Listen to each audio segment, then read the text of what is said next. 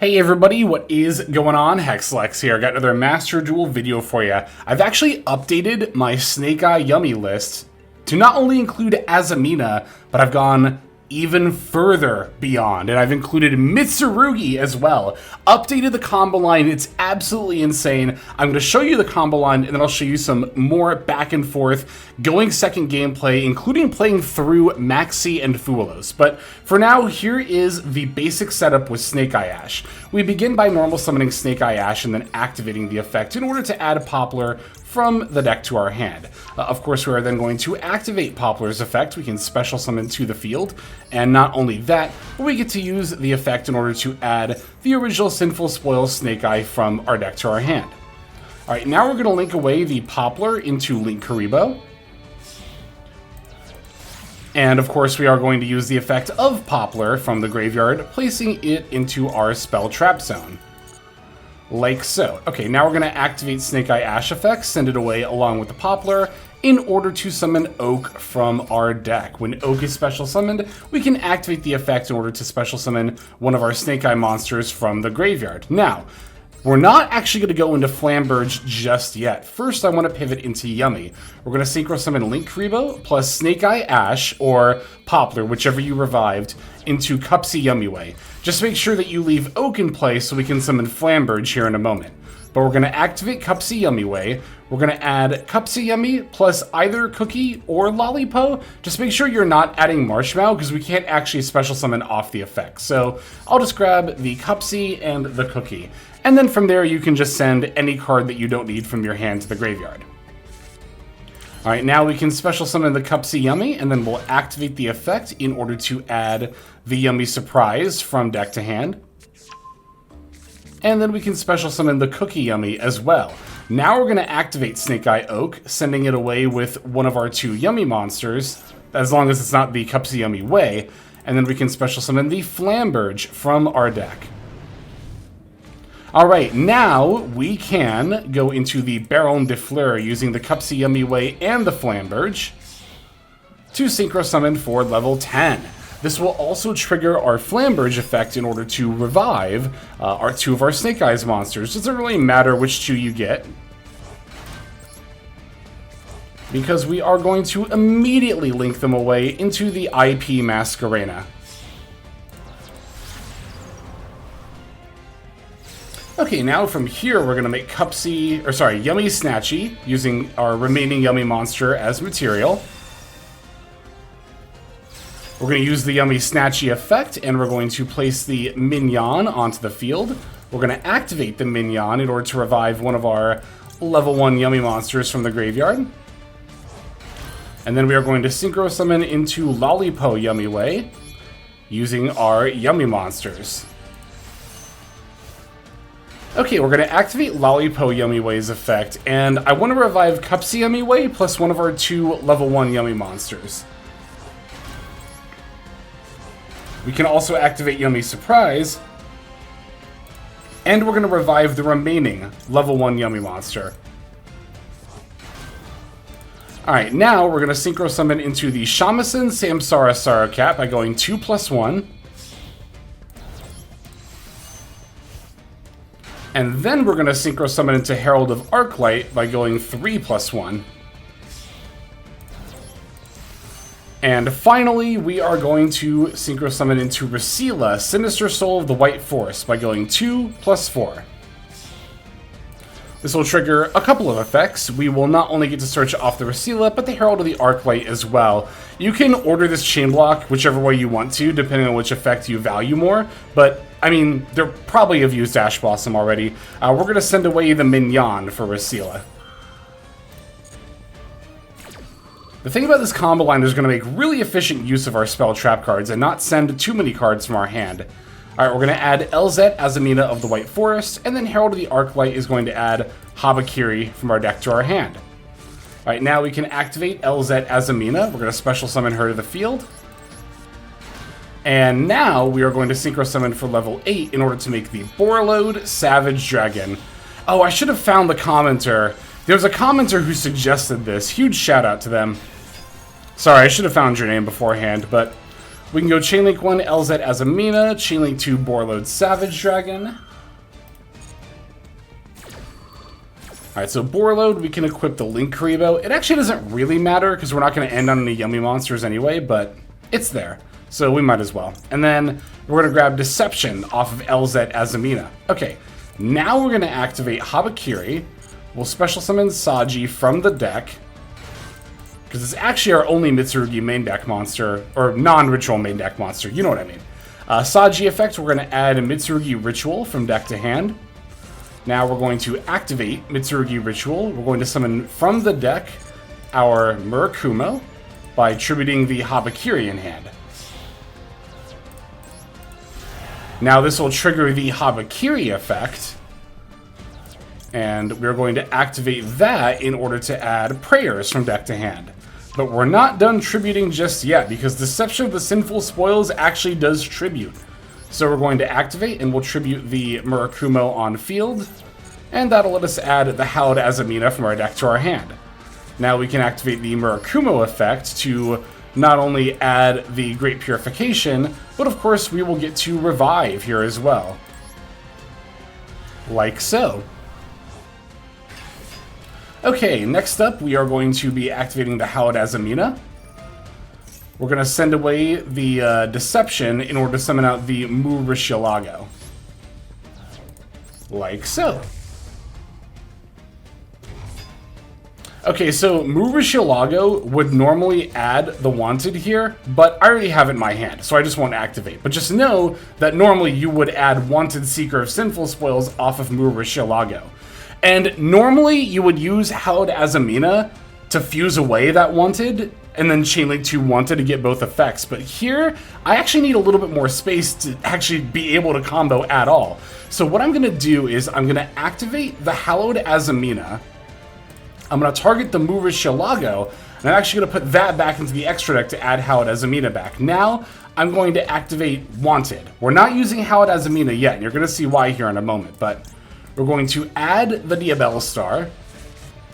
And now I'm going to special summon Diabellstar by sending away the Link Karibo that's equipped to Borload Savage Dragon.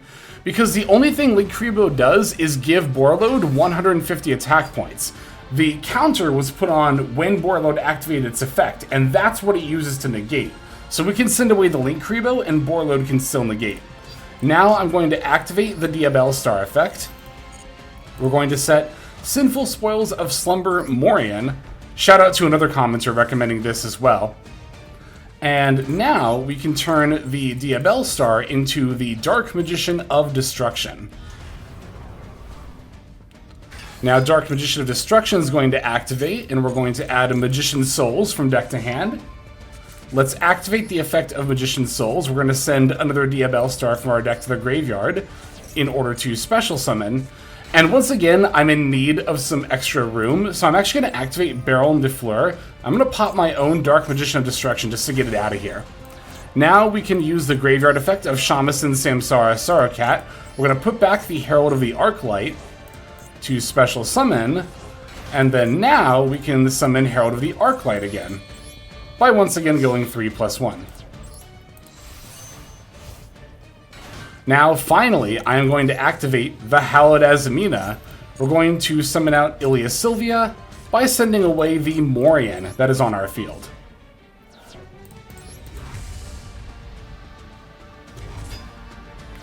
Okay, we can actually use the effect of Morian from our graveyard to reset because we have a level 5 or higher illusion monster in play. Now, we can also use the graveyard effect of Wanted, putting back the Deception, and then we get a card draw as well. We'll set Great Purification and Prayers, and there you go. That is your turn 1 end board off of Snake Eye Ash, plus 1 card to discard off Cupsy Yummy Way. That's the only other card we used from hand. We actually should have 1 more card in our hand, because remember we opened Wanted, but we just didn't search off Murashilago. But if that Wanted had been a different card, we would be having 5 cards in our hand right now, in addition to 1, 2, 3, 4, 5, 6 negates, / discard a card on the 6th negate, but 6 negate effects. This also represents a board wipe, 2 banishes from IP into SP, and we can also turn a monster face down with Morian. So that's a total of, I believe, 10 disruptions, plus the Floodgate effect of Herald of the Arclight. And again, that is a 1.5 card combo that starts with Snake Eye Ash. So absolutely insane what this deck is capable of spitting out. But let's see it in action, again, in some more treacherous circumstances. Alright, let's start with a going second game against Odion, a matchup that, obviously, whenever you go second, almost no matter what deck you're playing, is going to be a rough one. However, here we do open Droll and Ash Blossom, which promise to be pretty good against Anubis/Man with the Mark, but they actually lead with Kashtira Fenrir, and then search off of that, giving me a really good early opportunity to fire off the Droll and Lockbird. They're going to end up setting 2 before passing right back over to me, so I don't know if they actually had Anubis or Man in their hand, but the Droll, either way, was able to stop it. So we're going to lead with Wanted. They're going to flip up Apophis the Serpent in response, which of course doesn't negate, but sets up Apophis the Swamp Deity, which does negate. So we're going to draw phase Wanted for the Diabell Star here. Going into main phase, I'm going to send Diabell Star for Diabell Star, and then we're going to activate the Diabell Star effect. Our opponent's going to chain a Maxx, but we get to fire off the Ash Blossom in response. Don't worry, there are games where we do actually have to play through Maxx and Foolos. I've got both. So we're going to get our Diabell Star negated by our opponent's Imperm, and I know one of the cards in hand is another Fenrir, so they have 1 face down card and 1 possible hand trap for me to worry about here. They're going to use Fenrir to banish the Diabell Star, which I did see coming, but we're just going to normal summon the Poplar. Now, of course, the face down card we already know is Apophis, the Swamp Deity. I was expecting this to negate my Poplar. Just gotta really hope their last card isn't like an Ash Blossom, as I use Deception of the Sinful Spoils. We're going to tribute the Poplar, adding Hallowed Azamina. Poplar effect gets to put itself in the spell trap zone. Now, Hallowed Azamina can summon Murushilago by sending away the Deception. From here, Murushilago gets to activate. We're going to use the effect in order to add OSS, the original Sinful Spoil Snake Eye, which we can then activate, sending away the Poplar to summon out Oak from deck. Not Snake Eye Ash, because I already used my normal summon. I guess I could have normal summoned and then added, or special summoned and added Poplar, but it's not really necessary. We're going to get a draw off Wanted before using Oak to send away Poplar and summon out the Flamberge. Now we can activate Flamberge, putting Fenrir in the spell trap zone, just to make it the OTK a little bit easier, before we link away Murushilago and Flamberge into IP. Now Flamberge can activate, reviving Poplar and Oak. We're going to turn Oak into the Link Karibo. And then now I'm going to activate Hallowed Azamina, putting back Murushilago to get it into my hand. That way when I go into Cupsy Yummy Way, I don't have to discard my call by for no reason. I can just get rid of this Hallowed Azamina that I wasn't going to use anyway. So there's Cupsy Yummy Way. It's going to add Cupsy Yummy and Cookie Yummy because we control IP Masquerena, which is not a light beast, so Marshmallow couldn't special summon itself. Cupsy Yummy adds Yummy Surprise. Cookie Yummy special summons. We're going to link the Cupsy Yummy into the Yummy Snatchy. And then Yummy Snatchy is going to place the Mignon. Mignon gets to revive the Cupsy Yummy before we synchro summon into Lollipo Yummy Way and build up even more Yummy monsters on our board. That way the Mignon can boost them to ridiculously high attack points. Alright, here's the Snatchy. Here's the Cupsy, moving to battle phase, and yeah, we've got far more than enough damage on board. I think even if the Fenrir was in play, we would have definitely had more than enough damage. Yeah, because the Cookie Yummy, I don't think even actually ended up attacking there. And of course the IP, but she's only got 800 attack. And even if my opponent somehow lives, we can definitely still pop off from here, ending on like Herald, the Callby, the Yummy Surprise, and the IP into SP, among probably other things too. But yeah, that's a really common way of this deck actually OTKing going second, from what I've noticed, is just going for the Yummy OTK. I mean, you have so many ways to spit out so many bodies. You'll probably find lethal somewhere in there. But let's show some more back and forth gameplay playing through hand traps. Alright, here's a going second game against Radiant Typhoon. And I believe this one we're going to get hit with Fua? Or was it Maxx? One of the two. It was Fua, because Maxx was a going first game. I remember now. Yeah, so here we're going second. We've got the Fulos, so that's not bad. They're going to start by special summoning Eldum and then adding Swen. I'm going to wait for the Swen to hit the board before I commit to using Fulos. That way I can make sure to catch them before they make like a rank 3 or a Link monster here. Alright, they're going to add Vision off of Swen. Vision F, they're going to draw 2, and they end up discarding the effect monster Varun. Now here they are teching, it's not a full Speedroid package, but they're teching the Speedroid Fukimaroshi Piper, which gives them some amount of synchro plays. And as you saw there, it's got a pretty decent excavate effect too, letting my opponent find a call by the grave, which is definitely not nothing. Alright, they're going to use the Manifestation or to send the Phonics from the deck to the graveyard, and then link Swen and Eldum into Radiant Typhoon, Varun, the Marine Eidolon.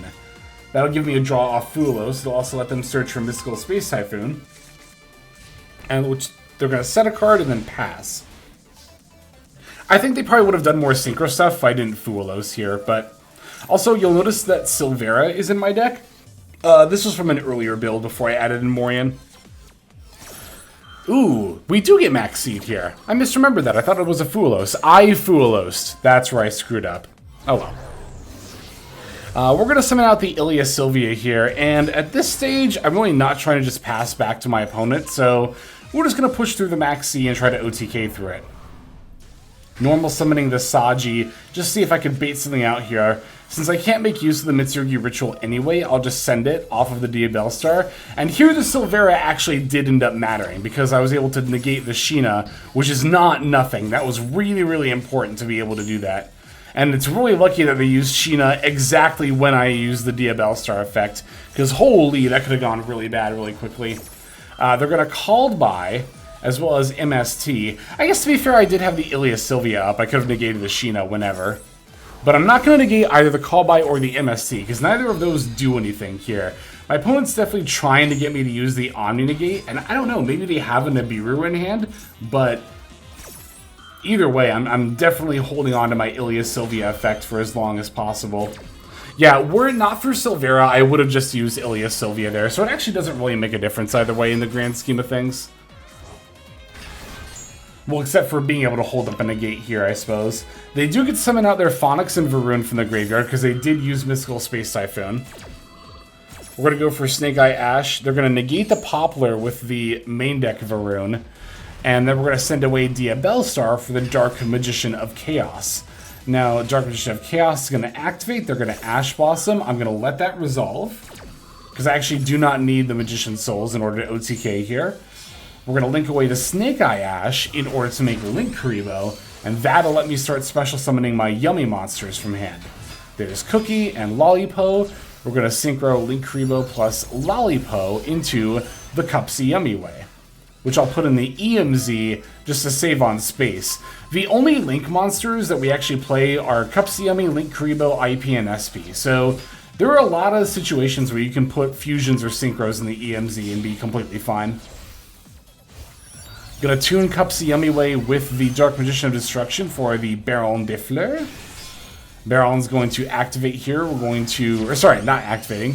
I don't know why I said that. We're link summoning the Cupsy Yummy away for the Yummy Snatchy, which will activate placing the Mignon. Now Mignon gets to revive the Cupsy Yummy. We're going to use Surprise in order to bounce their monsters, of course, chaining the Yummy Snatchy. That way we can also actually synchro summon instead of having our own cards bounced as well. We're going to summon Lollipo again in the EMZ to make sure we've got space, and then we can bounce their two monsters. I probably shouldn't have bounced the Phonics because, yeah, I can just special summon itself again, but oh well. Yeah, I should have bounced like the Speedroid monster, I guess. It's really not that big of a deal because the Speedroid monster only has 1,000 attack, and after we pop Phonics with Baron, we can very easily run over the rest of their board for lethal. Once again, as you can see, when you're going second, the Mignon Yummy OTK setup really does end up helping out quite a bit. But there we have it. A clean OTK right on through the Maxx C. And we didn't use either of our Omni Negates. Keep that in mind. I did not end up using Ilya Sylvia or Baron. Now again, if I didn't have Silvera in the graveyard, I would have definitely used Ilya Sylvia against Sheena. But even then, we still would have won because we didn't end up needing the negate until we had the Baron on field, which was another negate, and then we didn't need that one in the end either. So I feel pretty solid either way. Got one last game to show you. Let's finish off with that one. Okay, so obviously if you get Max Seed going second, you can push through for an OTK. That's not that hard to figure out. But what about when it comes to going first and you get Max Seed? Well, obviously it's going to be kind of hand dependent, but if you've got Yummy starters, like any Yummy main deck monster, that's actually not that bad at all. Because as you can see, we're going to get Max Seed when the Cookie Yummy comes down. However, what I'm going to do here is I'm going to link the Cookie Yummy into the Yummy Snatchy. Now, Yummy Snatchy gets to activate, we'll place the Mignon, and then Mignon is going to revive the Cookie Yummy. And here, I already had Yummy Surprise in my hand to set before passing, but even without that, this is actually a perfectly fine end board through Maxi. Because yeah, you only gave them a couple of draws just to end on what looks like nothing, but what's going to happen is during your opponent's turn, you can use Snatchy to go into Cookie Yummy, turn stuff face down, and then tag out when they use another effect to summon out the Cookie Yummy and then pop a monster. So even though this doesn't look like a lot, it actually represents these two monsters by themselves alone represent turning two of their monsters face down and destroying one of theirs. And now also because I have Yummy Surprise, or if this had been Cups Yummy I could have searched Surprise, I also get the option to bounce a couple of cards as well. That's 3 pieces of very layered disruption, again only giving them 2 draws off of Maxi. Alright, so we're up against Sky Striker here. They're going to begin by activating Upstart Goblin, then normal summoning the Ray. Ray is going to activate going into the Ace 0. Now Ace 0 is going to activate, finding the Engage. I almost said Linkage, that's a different card.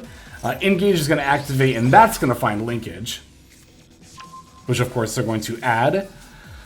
Alright, they're going to activate Widow Anchor, targeting Yummy Snatchy. This is when I'll activate the Yummy Snatchy effect, because obviously I don't want them to take control of or negate it. And it does target. So, we're going to Synchro Summon into the Cupsy Yummy Way. Now Cupsy Yummy Way gets to activate. They're going to chain another Widow Anchor.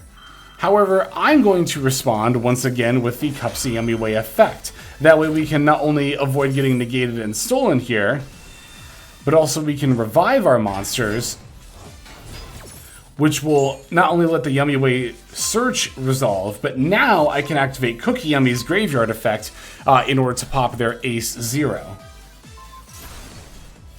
That will trigger the effect of Ray. However, Ray's already used her quick effect, so now I can just go Snatchy plus Cookie Yummy into Cookie Yummy Way, and then turn the Ray face down. And now my opponent is in a world of hurt, because Linkage has to send away a face-up card, so they can't send the Ray. Also, a lot of the Sky Striker spells say that you can't have anything in your main monster zone, and they can't get rid of the Ray with either Linkage or linking because she's face down. So effectively, I left my opponent with almost nothing that they can do here. Unless they have some off-engine like Super Poly or something, but gonna summon out Cupsy Yummy. They're going to use Ash Blossom in response. That is totally fine, because now I can respond with the Cookie Yummy Way and summon out 2 Yummy monsters from the graveyard. The Snatchy and the Cookie.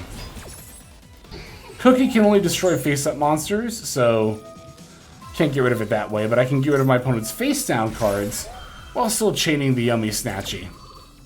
Obviously, I know the face-down monster is Ray, so I'm not scared of it at all. And I'd really just rather not have to worry about the spell traps at all. So we'll bounce, and they'll concede. By the way, not only would have Lollipo summoned out 2 more Yummy monsters, we also still could have special summoned Marshmallow, which would have been far more than enough for lethal. Yet again, you're seeing how useful the Yummy OTK is if you're not just setting up your Wombo combo end board. But now that I've shown you some more realistic expectations for gameplay alongside the turn 1 Wombo combo, let me show you the deck list.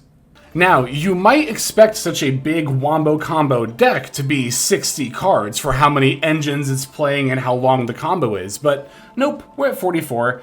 And really, you could actually get this down to 40 if you really wanted to. You could cut like one of each Cookie and Lollipo. You could actually cut one of the Habakiris, because Opening Mitsurugi doesn't really get you to the rest of your combo line, and we're on a very minimalist Snake Eye package anyway. So you could cut that if you wanted to. Second Poplar also ends up being really optional. So if you want to play this list at 40 cards and still do the combo line I showed you, this is what it would look like. And you still have like a bunch of hand traps and call by as well. 9 hand traps, call by, 40 cards for the combo we showed off. Seems pretty solid here. But let me show you the list at, again, the intended build that I put together at 44 cards. I like being above 40 for this deck because we definitely have a lot of one-ofs that we're not like super trying to open because they're all really, really searchable through our combo line. The second Poplar is still nice in case you open Poplar plus Snake Eye Ash and still want to be able to do all that stuff. Really like having Yummy Monsters. They're not only good starters, but also great extenders as well.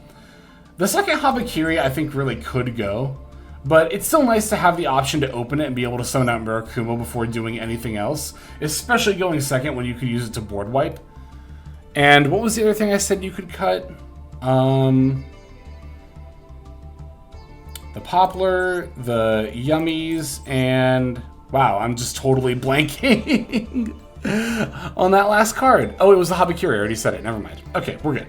But yeah, no, so this is the list, and I will say this deck has, if you do the turn 1 combo line, it's you're firing on all cylinders right off the bat, and the turn 1 combo line, I should have shown this off during the actual combo line, but it actually blows through all but 2 cards in your extra deck.